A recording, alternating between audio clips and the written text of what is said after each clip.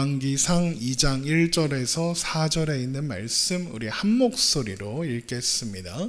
다윗이 죽을 날이 임박함에 그의 아들 솔로몬에게 명령하여 이르되 내가 이제 세상 모든 사람이 가는 길로 가게 되었노니 너는 힘써 대장부가 되고 내 하나님 여호와의 명령을 지켜 그 길로 행하여 그 법률과 계명과 율례와 증거를 모세의 율법에 기록된 대로 지키라. 그리하면 내가 무엇을 하든지 어디로 가든지 형통할지라. 여호와께서 내 일에 대하여 말씀하시기를 만일 내 자손들이 그들의 길을 삼가 마음을 다하고 성품을 다하여 진실이 내 앞에서 행하면 이스라엘 왕위에 오를 사람이 내게서 끊어지지 아니하리라 하신 말씀을 확실히 이루게 하시리라. 아멘. 오늘도 살아계신 하나님 앞에 기쁨과 감사로 예배하며 나아가는 우리가 되기를 주님의 이름으로 축원합니다. 스스로 왕이 되고자 했던 아도니아의 계획이 나단의 계략으로 실패로 돌아갔습니다. 솔로몬이 왕으로 세워지게 되었죠. 아도니아의 실패를 알게 된 아도니아의 지지자들은 모두 도망가 버렸고 아도니아도 살아남아야 하는 국리를 하게 됩니다. 그래서 아도니아가 생각한 방법이 무엇이었느냐? 하나님의 제단의 뿔을 잡고 솔로몬과 협상을 하는 것이었습니다. 그러나 솔로몬은 아도니아가 원하는 대답을 주지 않죠. 대신 아도니아가 좋은 사람이면 살 거고 나쁜 사람이면 죽을 거다라는 애매모호한 대답을 합니다. 열왕기상 1장 52절 말씀입니다. 솔로몬이 이르되 그가 만일 선한 사람일진데 그의 머리털 하나도 땅에 떨어지지 아니하려니와 그에게 악한 것이 보이면 죽으리라 하고. 그래서 아도니아는 제단에서 내려가지 않겠다고 버텼습니다. 그래서 솔로몬은 사람들을 보내요 아도니아를 제단에서 끌어내리게 했습니다. 그리고 솔로몬 앞으로 데려오게 했죠. 끌려온 아도니아가 솔로몬 앞에 엎드리자 솔로몬은 그에게 집으로 가라 이렇게 명령합니다. 열왕기상 1장 53절이죠. 사람을 보내어 그를 제단에서 이끌어내리니 그가 와서 솔로몬 왕께 절하매 솔로몬이 이르기를 내 집으로 가라 하였더라. 집으로 가서 근신하고 있어라. 이런 의미였을 겁니다. 자, 그러면 우리가 한번 생각해 보아야 합니다. 솔로몬은 지금 아도니아를 살려준 걸까? 은혜를 베푼 걸까? 라는 생각이요. 그렇지 않죠. 솔로몬은 지금 봐서 생각해 보고 내 맘대로 할 거야 라고 대답했을 뿐입니다. 그리고 이후의 상황들을 보면 솔로몬은 아도니아를 살려준 게 아닙니다. 죽이지 못했다 라고 하는 편이 더 정확한 대답입니다. 솔로몬은 다윗이 죽고 난 뒤에 아도니아, 요압을 죽이고 아비아다를 제사장 자리에서 파면합니다. 심지어 요압은 아도니아처럼 제단의 뿔을 잡고 버텼습니다. 그런데 끌어내려 죽였습니다. 그러나 지금 현재 솔로몬은 아도니아를 일단 집으로 돌려보냅니다. 자, 그러면 왜 그랬을까 생각해 보아야겠죠. 그 이유는 간단합니다. 그래야만 하니까요. 왕이 되었다고는 하지만 다윗이 아직 살아있고 다윗의 신하들도 여전히 건재한 그런 상황입니다. 말만 왕이지 왕권이랄 게 딱히 없는 그런 상황인 겁니다. 아마도 다윗이 솔로몬에게 아도니아를 죽이지 말라, 건드리지 마라 라고 명령했을 겁니다. 그래서 솔로몬은 아도니아를 그냥 보내주는 것, 집으로 돌려보내는 것 말고는 아무것도 할 수 없었을 겁니다. 그걸 어떻게 하느냐? 요압과 아비아달도 건드리지 않기 때문입니다. 요압과 아비아들을 그냥 내버려 둡니다. 사실 아도니아는 다윗의 아들 중에 한 사람이니까, 그래도 큰 아들이니까 현재 남아있는 죄를 짓기는 했으나 살려줄 수 있다고 칩시다. 하지만 요압과 아비아달은 다르죠. 다윗의 아들도 아니고 사실 반역을 꾀한 거나 마찬가지니까요. 그런데 그냥 내버려 둡니다. 왜 그랬을까? 다윗이 그러지 말라고 한 겁니다. 그럼 다윗은 또 왜 그런 명령을 내렸을까? 만약에 지금 아도니아를 죽이면, 죽일 수도 있겠죠. 죽이면 제일 먼저 누가 위기를 느끼겠습니까? 요압과 아비아달이 위기를 느낄 겁니다. 그럼 걔네들이 무슨 짓을 할까요? 살기 위한 방법을 구상하겠죠. 만약 지금 요압이나 아비아달을 파면하겠다, 죽이겠다라고 나서면 어려운 일이 일어납니다. 비록 아도니아 편에 섰지만 아직 그 두 사람의 세력은 건재합니다. 여전히 실세예요. 요압은 군권을 가지고 있었고 아비아달은 종교에 관련된 그런 권리들을 가지고 있었습니다. 권한들을 가지고 있었습니다. 만약에 그런 둘을 섣불리 건드리려고 하면, 만약에 요압이 자기 휘하에 있는 군대를 일으켜 대항하려고 하면 답이 안 나오는 겁니다. 요압은 다윗과 함께 평생을 함께한 사람, 장군이었고, 그리고 다윗도 두려워하는 장군이었습니다. 이놈이 말을 잘 안 들어요. 그러니 다윗은 그런 계산, 이제 막 솔로몬이 왕이 된 상황에서 그런 혼란스러운 일이 일어나면 좋을 게 없다라고 판단하는 겁니다. 그래서 요압과 아비아달도 그냥 둬라. 아도니아도 건드리지 말아라. 이렇게 명령을 내리는 거죠. 그리고 이것이 지금 현재 솔로몬이라는 사람의 실력이고 상황인 겁니다. 왕이 되기는 됐는데 사실 아무것도 아닙니다. 그냥 이름만 왕인 거예요.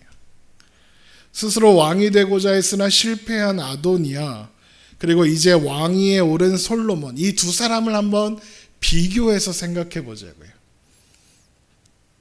뛰어난 용모에 빠른 상황 판단 능력, 그리고 사람들을 설득할 수 있는 리더십, 누가 가졌습니까? 아도니아가 가졌습니다. 가만히 있다가 아버지의 말 한마디로 나단과 밧세바, 엄마의 치맛바람의 도움으로 왕이 된 솔로몬, 누가 더 왕의 자리에 어울리나요? 아도니아가 훨씬 준비된 왕처럼 보입니다. 이런 얘기를 하면 이런 생각이 드실 수 있습니다. 그래도 솔로몬은 잠언, 전도서, 아가, 시편도 많이 쓰고 대단하고 위대한 왕 아닙니까? 지혜의 왕이고 이스라엘의 최고 번성한 시기를 만들어낸 그런 평화의 왕 아닙니까? 라고 반문하실 수도 있습니다. 물론 우리가 아는 솔로몬이 그런 모습이긴 합니다. 그러나 이제 막 왕이 된 솔로몬은 그만한 실력이 없었고 또 왕이 될 만한 상황도 아니었던 겁니다. 뭔가 어려서부터 왕이 될 만한 제목은 아니었다는 거예요. 그러니까 아버지 다윗이 그가 기분에 따라서 일을 막 처리하다가 망할까봐 하나하나 코치를 해주고 있는 겁니다. 그리고 솔로몬은 자기의 생각과는 상관없이 아버지의 뜻을 따라갈 수밖에 없는 상황이죠. 왕이 되긴 했는데 뭘 해야 되는지, 어떤 결정을 내려야 되는지 판단이 안 사는 겁니다. 그럼 또 그러겠죠. 목사님 그래도 솔로몬을 하나님이 왕으로 세우신 거 아닙니까? 라고 하실 수도 있겠죠. 그런데 진짜 하나님이 솔로몬을 왕으로 세우셨나요? 하나님께서 언제 솔로몬을 왕으로 세우신 적이 있나요?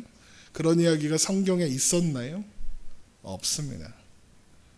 다윗이 나오고 나단 선지자가 나오고 하나님의 이름으로 막 이야기를 한다고 해서 하나님 뜻인 건 아닙니다. 다들 하나님의 이름을 운운하며 막 이야기하고 일을 진행했지만, 다 하나님의 뜻을 이야기했지만 다 자기의 행동의 정당성을 하나님이라는 신적 존재로부터 가져왔을 뿐이지, 그러니까 하나님을 이용해 먹은 거지 하나님의 뜻과는 아무 상관이 없었습니다. 나단도 밧세바도 다윗도 다 자기 생각에 옳은 대로 행동하는 겁니다. 하나님의 뜻을 묻고 행동한 사람은 아무도 없었습니다. 사실 여기에 나온 모든 사람들은 하나님의 뜻을 물어볼 생각조차 하지 않았습니다. 왜 그랬을까요? 왜 이들은 하나님의 뜻을 물어보지 않았을까요? 자기 생각이 맞으니까요. 자기가 옳으니까요. 솔로몬을 왕으로 세우는 게 맞고 이게 하나님 뜻이다, 이렇게 하는 겁니다. 순서가 틀렸죠. 내 생각에 맞으니까 이것도 하나님 뜻이다. 이렇게 가는 겁니다. 하나님도 내 생각이 맞으니까 내 생각대로 해야 된다. 이러는 겁니다. 되게 불경하지 않습니까?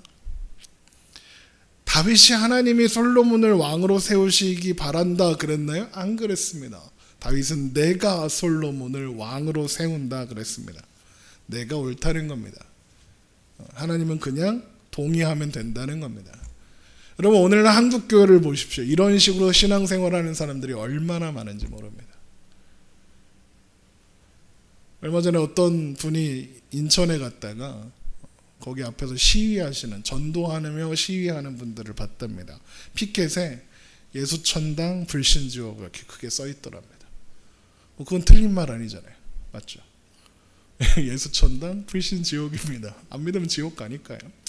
그런데 그 옆으로 그거랑 같이 들고 있는 피켓, 그게 뭐냐면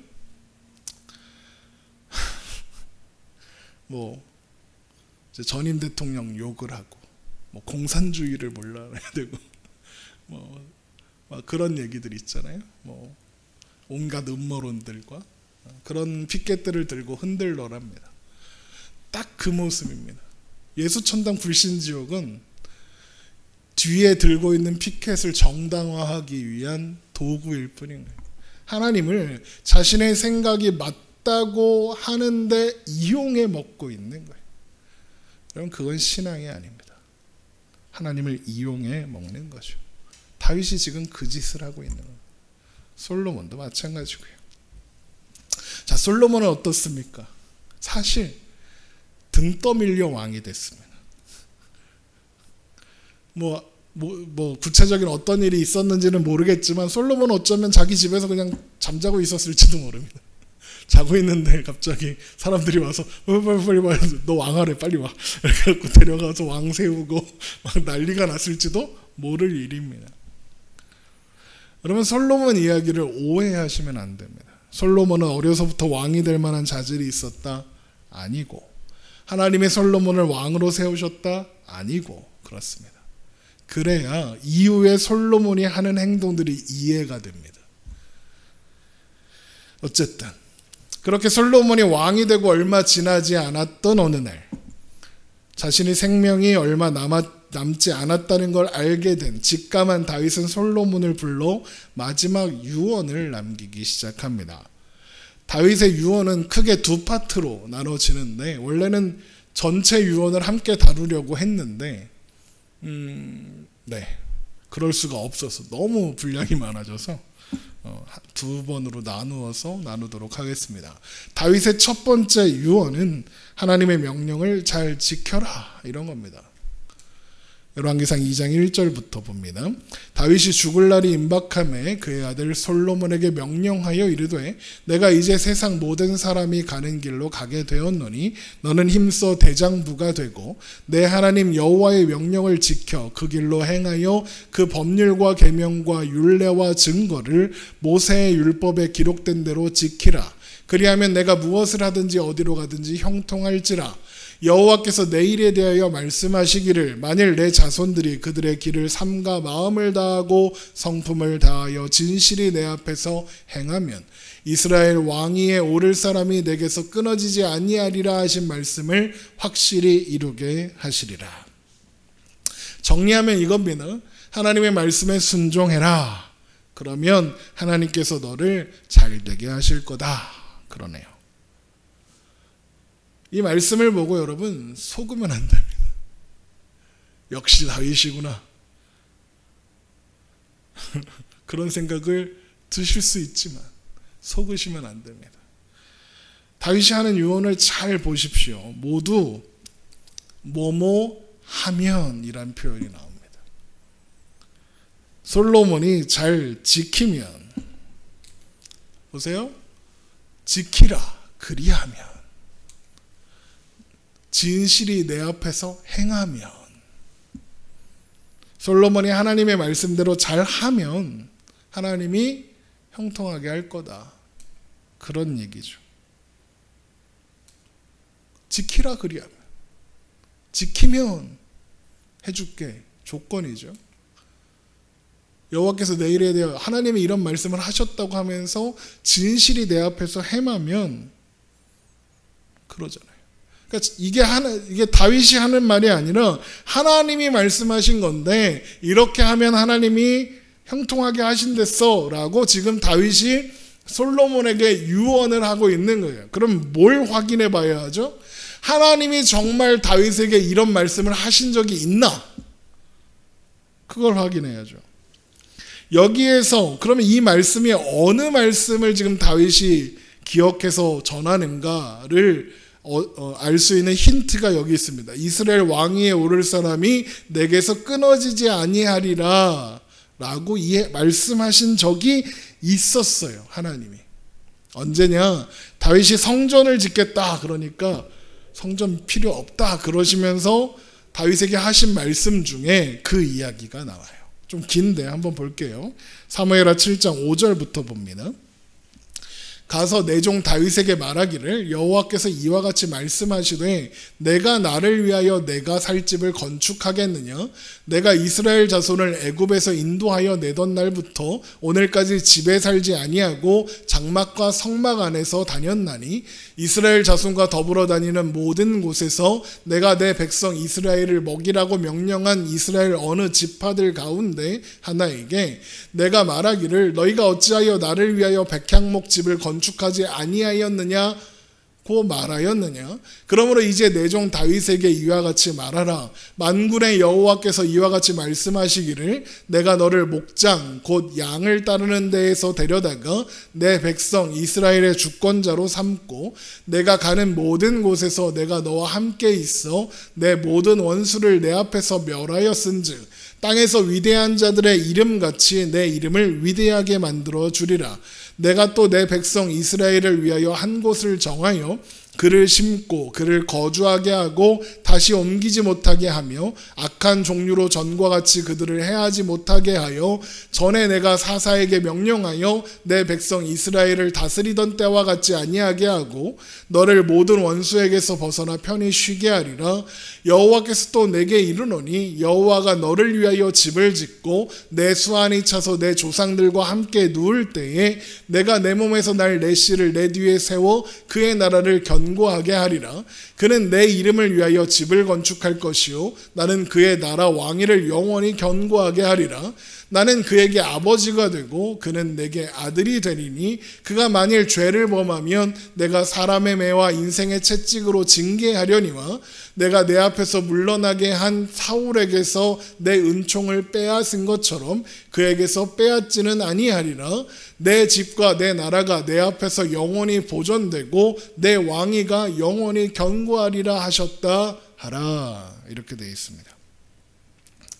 자, 하나님께서 다윗에게 주신 말씀과 다윗이 솔로몬에게 전하는 유언 사이에 아주 결정적인 차이가 있습니다. 발견하셨습니까? 아주 중요한, 그런데 놓치기 쉬운 차이점이 있습니다. 그게 뭐냐? 하나님께서 다윗에게 말씀하실 때 조건을 붙이신 적이 없습니다. 이 말씀 어디에도 다윗아 이렇게 하면 내가 너를 도와줄게. 내 말에 순종하면 내 율례대로 행하면 이렇게 해줄게 라는 말씀이 하나도 없습니다. 사무엘하 7장의 말씀을 꼼꼼히 집에 가서 한번 읽어보십시오. 그런 말씀이 눈을 씻고 봐도 없습니다. 하나님은 단 한마디라도 조건을 붙이지 않았습니다. 그런데 다윗이 뭐라고 합니까? 여호와께서 말씀하셨다 그러면서 진실이 하나님 앞에서 진실하게 행하면 왕위가 끊어지지 않게 하겠다 하셨다 그러죠. 하나님의 말씀에 순종하는 행동이 있으면 하나님이 너를 도와 훌륭한 왕이 되게 하실 거다. 뭐 이런 얘기입니다. 조건이 생겼죠. 다윗의 유언에서. 하나님은 다윗에게 내가 너의 아버지가 되겠다. 그래서 내가 너를 되게 하겠다. 너의 후손들도 마찬가지로 되게 하겠다. 네가 딴 길로 가면 사람의 매와 인생의 채찍으로 징계해서라도 내가 만들어 가겠다. 그러니까 다윗의 조건과 상황과는 상관없이 다윗의 인생을 인도하시고 그의 후손들의 인생도 그렇게 인도하겠다. 그러시는데 다윗은 지금 조건을 붙이고 있는 거예요. 하나님의 말씀에 순종해야 된다. 그렇게 될 수 있다. 그러면 그렇게 안 하면 어떻게 된다는 뜻이죠? 망한다는 얘기죠. 그렇게 안 될 거라는 거예요. 하나님이 안 도와줄 거다. 뭐 이런 얘기잖아요. 물론 하나님 말씀에 순종해야 하죠. 하나님 말씀 안 지켜도 된다. 그런 이야기 하는 거 아닙니다. 하나님의 말씀을 따라 사는 것이 옳습니다. 그러면 왜 우리는 하나님의 말씀을 따라 살아야 합니까? 그래야 하나님이 복 주시니까요? 하나님의 말씀에 순종하면 좋은 일이 생기고 불순종하면 나쁜 일이 생기니까요?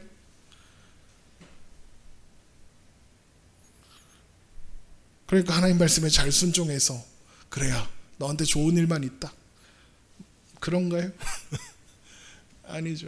제가 늘 설교 때 이야기하는 거 그거 아니라고 말씀드리죠. 여러분, 그러면 우리는 왜 하나님의 말씀을 따라 살아야 하느냐? 그 자체가 좋은 거라서 그런 거예요. 그 자체가 선하고 아름답고 그 자체가 하나님 말씀대로 사는 것이 복이고 은혜라서 그러는 거예요. 하나님의 말씀을 따라 사는, 순종하는 그 행동이 있기 때문에 복이라는 결과가 따라오는 게 아니라 하나님의 말씀을 따라 사는 것 자체가, 하나님 안에 있는 것 자체가 하나님께서 우리에게 주시는 가장 큰 기쁨이고 행복이라서 하나님 안에 사는 거예요. 그렇지 않다면 우리가 사는 삶은 의미가 없어요. 왜요? 하나님 믿는데, 하나님 말씀대로 살려고 애쓰는데 잘 되나요? 성공하나요? 그럼 로또가 맨날 대충 당첨돼야지. 그런 일은 일어나지 않잖아요. 왜? 그것이 하나님께서 우리에게 주시려는 복이 아니라서 그런 거예요. 여러분, 집 나간 둘째 아들 이야기 아시죠? 집 나간 탕자의 이야기. 아버지한테 자기에게 줄 유산을 미리 달라 이렇게 요구해서 그거 다 팔아가지고 먼 나라로 가서 어떻게 합니까? 허랑방탕하여 다 털어먹습니다. 누가복음 15장입니다. 누가복음 12장 11절. 또 이르시되 어떤 사람에게 두 아들이 있는데 그 둘째가 아버지에게 말하되 아버지여 재산 중에서 내게 돌아올 분깃을 내게 주소서 하는지라. 아버지가 그 살림을 각각 나누어 주었더니 그 후 며칠이 안 되어 둘째 아들이 재물을 다 모아가지고 먼 나라에 거기서 허랑방탕하여 그 재산을 낭비하더니 하나도 안 남았어요. 다 낭비했어요.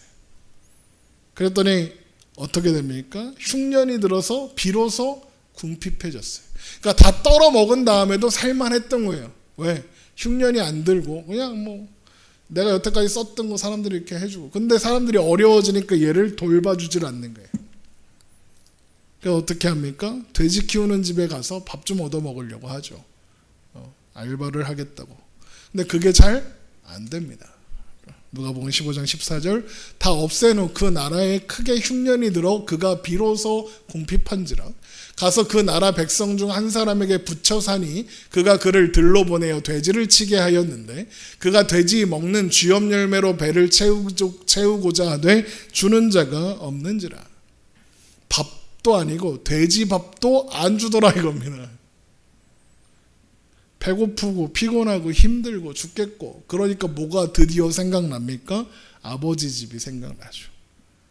아버지 집에서 알바하는 알바생도 배부른데 행복했는데 알바생으로다 아버지 집에 있는 게 좋은 거구나 라고 생각합니다.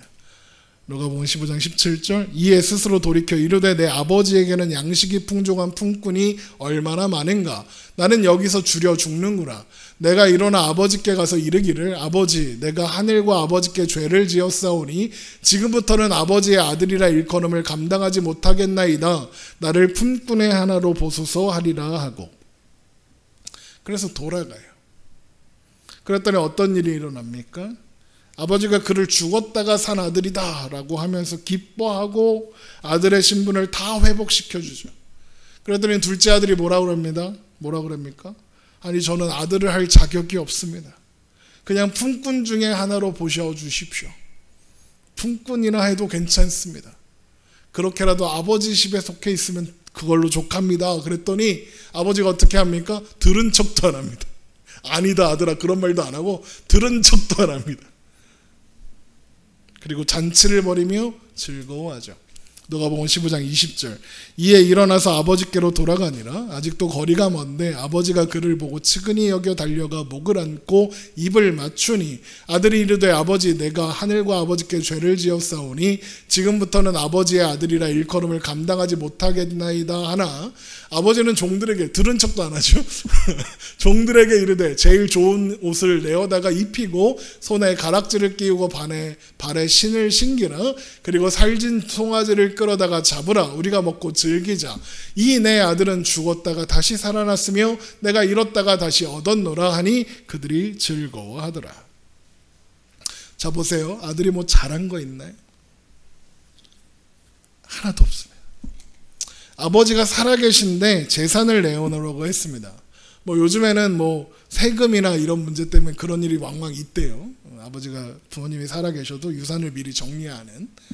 그런데 이때는 그건 무슨 뜻이냐면 왜 아직도 살아계시는 거예요? 이런 뜻이에요. 빨리 죽으라는 거죠. 아들이 무슨 생각을 했을까요? 저 돈만 있으면 그리고 아버지만 없으면 나는 행복할 텐데 라는 생각을 했으니까 아버지 재산을 받아서 멀리 도망가는 거잖아요. 두 가지가 필요해요. 돈이 많고 아버지가 없어야 된다. 그게 행복인 줄 안 거죠. 그래서 한동안은 재밌게 살았을 거예요. 그죠? 행복했을 거예요. 그런데 다 털어먹었죠. 그러다 흉년이 와서 드디어 배가 고파요. 그래서 어떡합니까? 자신의 방법으로 그 배고픔을 해결해 보려고 하죠. 열심히 애를 썼어요. 돼지 키우는 집에 들어갔다고요. 그런데 문제가 해결됐나요? 아니요. 아무것도 해결되지 않았습니다. 상황은 더 나빠졌죠. 일해야 되는데 배는 더 고픈 것. 그렇게 이 둘째 아들은 자신이 할 수 있는 모든 방법이 사라졌을 때 비로소 아버지와 아버지 집이 생각나요. 잔소리를 해도 귀찮은 일을 자꾸 시켜도 야 임마 일찍 일어나라. 야 가서 소 좀 키워라. 야 소 밥 좀 줘라. 그런 거 자꾸 시켜도 아버지 집에 있는 게 좋은 거예요. 귀찮다고 생각했던 그 일들 아버지 잔소리가 그리워지는 거예요. 그래서 아버지 집으로 돌아가는 거예요. 그럼 아버지는 어땠을 거예요? 둘째 아들이 그거 주면 다 털어먹을 거 몰랐을까요? 아들의 속내를 몰랐을까? 아버지가 알았을 거예요. 그리고 또 고생할 것도 알았을 거예요. 다 알죠. 그런데 재산을 줘요. 그리고 도망갈 거 도망가게 내버려 둬요. 그리고는 어떻게 하죠? 기다려요. 사실 엄청난 부자고 그래서 둘째 아들이 도망간 거를 알게 됐고 그래서 걱정이 되면 어떻게 하면 돼요? 사람들을 보내서 찾아오면 돼요. 아무리 먼 나라로 갔어도 사람들 보내서 찾으려면 못 찾겠어요. 찾지. 그런데 그냥 기다려요. 아버지는 기다려요. 언제까지 기다렸죠? 아들이 돌아올 때까지 기다렸어요. 그럼 아버지는 뭐도 아는 걸까요? 저놈이 언젠가는 돌아올 거다라는 것을 아는 거예요. 그럼 아버지는 왜 아들에게 아들이 원하는 대로 다 해준 걸까? 나가봐야. 그래서 고생을 해야. 그래서 인생의 참맛을 한번 봐야. 그래서 내 생각대로 되는 건 세상에 하나도 없구나 라는 걸 알게 돼야 아버지랑 있는 거, 아버지 집에 있는 거, 아버지와 함께 사는 거 그 자체가 복이구나, 행복이구나 라는 걸 알게 될 거라는 걸 알고 그냥 내버려 두고 기다리는 거예요. 여러분 그게 하나님께서 다윗에게 말씀하신 사람의 매와 인생의 채찍이잖아요. 사무엘하 7장 14절. 나는 그에게 아버지가 되고 그는 내게 아들이 되리니 그가 만일 죄를 범하면 내가 사람의 매와 인생의 채찍으로 징계하려니와. 여러분 징계가 뭐라고 했죠? 훈련시키고 가르치는 거라고 했잖아요. 훈육이에요. 훈육. 그럼 뭘 가르치고 뭘 훈련시킬까요? 하나님께서 하나님이 아버지인 줄 알게 하고 내가 하나님의 아들인 걸 알게 하고 그래서 하나님 안에 있고 하나님의 말씀을 따라 사는 것이 가장 행복하다는 걸 가르치고 훈련시키는 거예요. 다윗의 삶이, 하나님께서 이런 말씀을 하시고 나서 그 후에 다윗의 삶이 그 증거잖아요. 다윗이 어떻게 살았죠? 하나님이 하지 말라는 거 다 하고 살았어요. 하나님께서 이스라엘의 왕이 세워지면 병마를 많이 두지 말고, 군대를 많이 두지 말고, 아내를 많이 두지 말고, 은금을 많이 쌓아두지 말라 그러셨어요. 신명기 17장 16절. 그는 병마를 많이 두지 말 것이요 병마를 많이 얻으려고 그 백성을 애굽으로 돌아가게 하지 말 것이니 이는 여호와께서 너희에게 이르시기를 너희가 이후에는 그 길로 다시 돌아가지 말 것이라 하셨음이며 그에게 아내를 많이 두어 그의 마음이 미혹되게 하지 말 것이며 자기를 위하여 은금을 많이 쌓지 말 것이니라. 자, 그런데 다윗은 어떻게 했습니다? 어떻게 했습니까? 다 반대로 했습니다. 심지어 남의 아내를 빼앗고 그 남편을 죽이기까지 했습니다. 말년에는요, 어떻게든 더 살아보겠다고 젊은 여인 하나를 데려다가 아내로 취하기까지 했습니다. 아비삭을요. 그래서 아도니아 반란이 일어난 겁니다. 왜? 그만해라. 그거 수습하겠다고 서둘러 솔로몬을 왕으로 세운 겁니다. 그러면서도 끝까지 내가 세운다 그러는 거죠. 여러분, 다윗의 삶에 어디 하나님의 말씀에 순종하고 하나님의 말씀을 따라 산 게 어디 있습니까? 없어요. 그러니까 지금 다윗의 유언대로라면 다윗은 벌써 망했죠.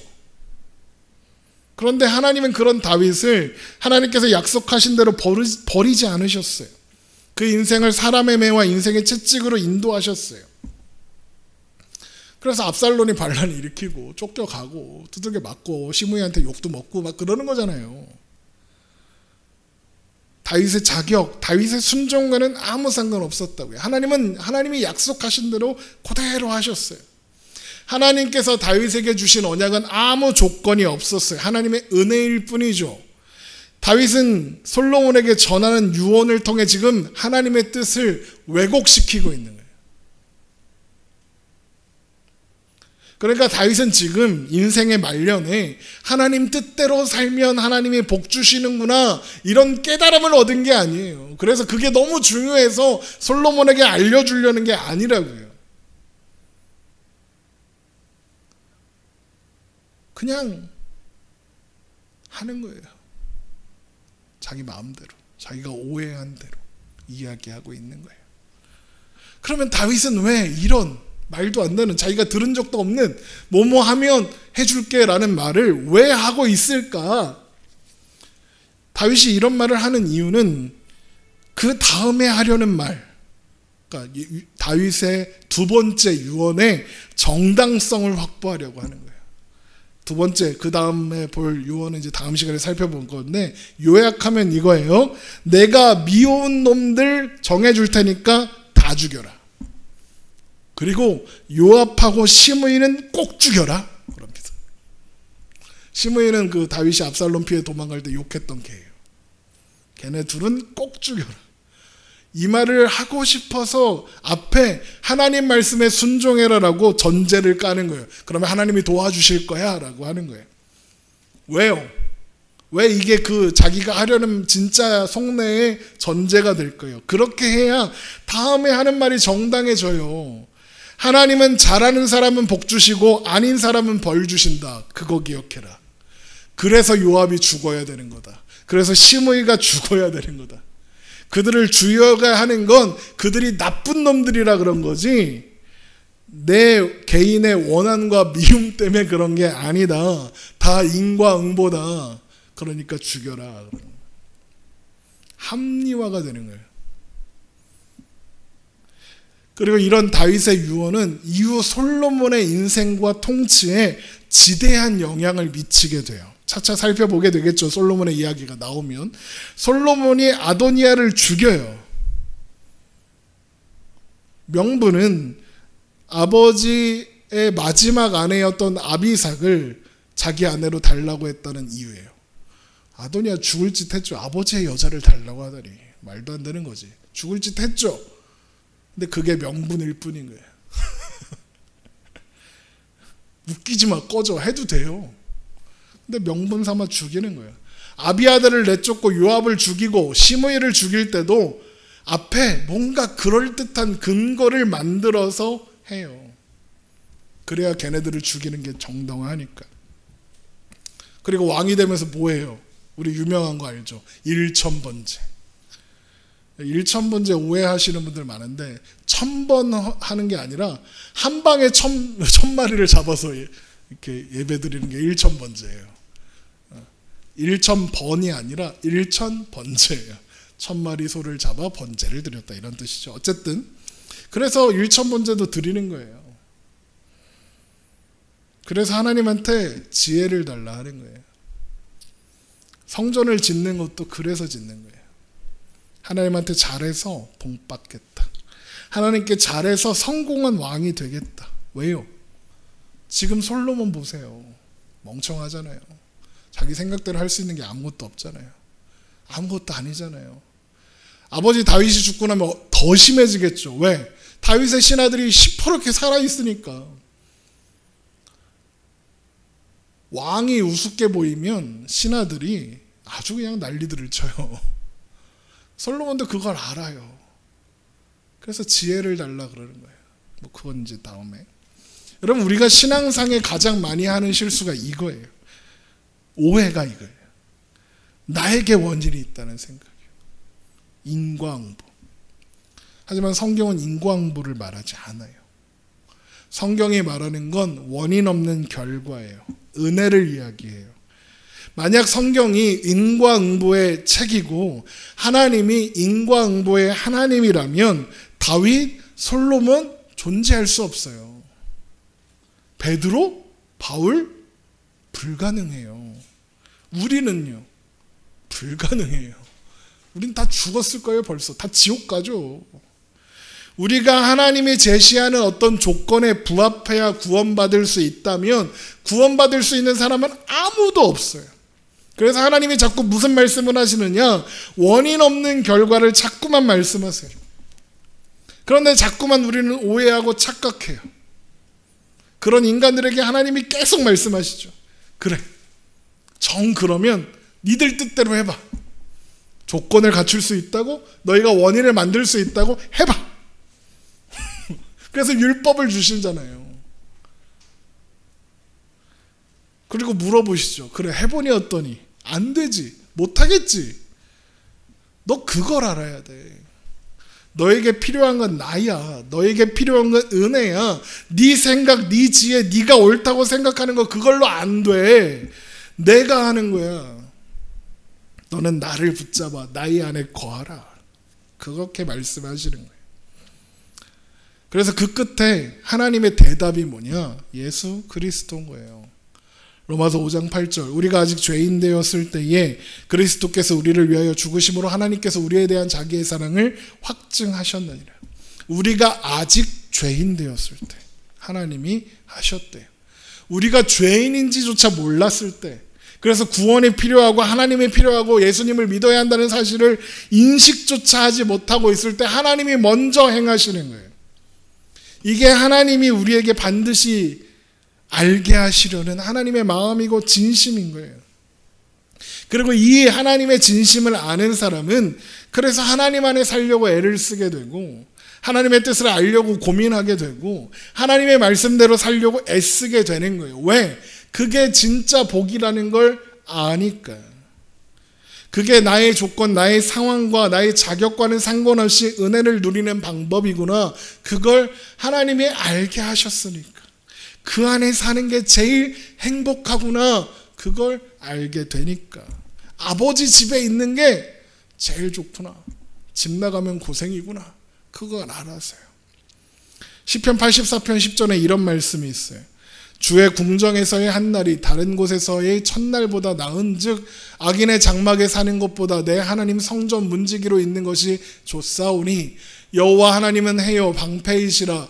여호와께서 은혜와 영화를 주시며 정직하게 행하는 자에게 좋은 것을 아끼지 아니하실 것임이니이다. 만군의 여호와여 주께 의지하는 자는 복이 있나이다. 이 시편에서 뭐라고 그래요? 내 하나님 성전 문지기로 있는 게 좋대요. 이거 누가 고백하는 시인 줄 아세요? 이 제목이 고라 자손의 시 이렇게 돼 있어요. 여러분 고라가 어떤 사람인지 아시죠? 출애굽하던 시절에 모세한테 반기를 들었다가 땅이 갈라져 거기 삼켜서 죽은 애입니다. 그게 고라입니다. 그의 자손들도 거의 다 그때 죽었습니다. 고라 자손도 레위 지파로 제사장 지파입니다. 그런데 이후로 제사장 역할은 못 맡고 뭐만 했냐? 성전 문지기 했대요. 성전 문 열고 닫는. 그런데 고라 자손이 뭐라고 고백해요?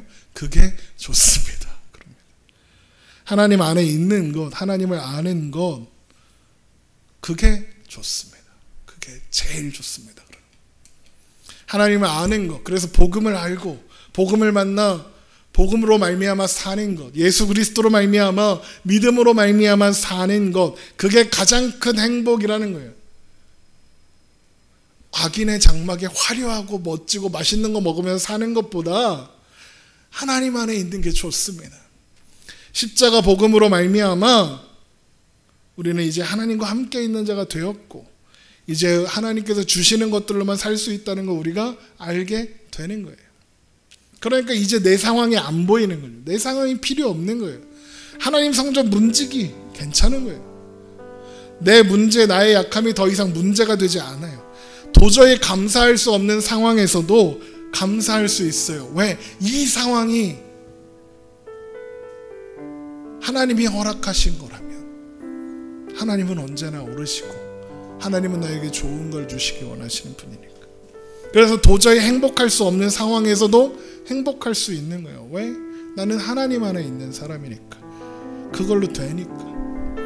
그게 하나님 성전 문지기라도 괜찮은 거예요. 어떤 목사님은 이걸 하나님 성전 앞에 묶인 개라도 괜찮습니다 그러던데. 멍멍이 한 마리. 그걸로 괜찮아요. 왜? 하나님 안에 있으니까요. 어쨌든 하나님 안에 있으니까. 하나님이 나와 함께 하니까요. 그런데 하나님이 우리를 그렇게 대하시냐? 성전 앞에 메인 강아지 한 마리처럼 대하시냐? 그렇지 않잖아요. 자녀로 대하시고 아들로 대하시고 딸로 대하시잖아요. 하나님께서 지금 이 순간에도 우리와 함께 계십니다. 그 안에 사는 우리가 가장 행복합니다. 하나님의 사랑에 하나님의 은혜에 조건을 갖다 붙이지 맙시다. 나의 합리화를 위해 하나님을 이용하지 맙시다. 하나님의 은혜를 아는 자는 그럴 수 없습니다. 그리고 우리가 살아가는 오늘 우리의 상황에 현실에 일희일비하지 않을 수 있는 우리의 그런 일희일비하는 시간들조차 합력하여 선을 이루신 하나님을 기대하며 그렇게 오늘을 함께 살아가자고요.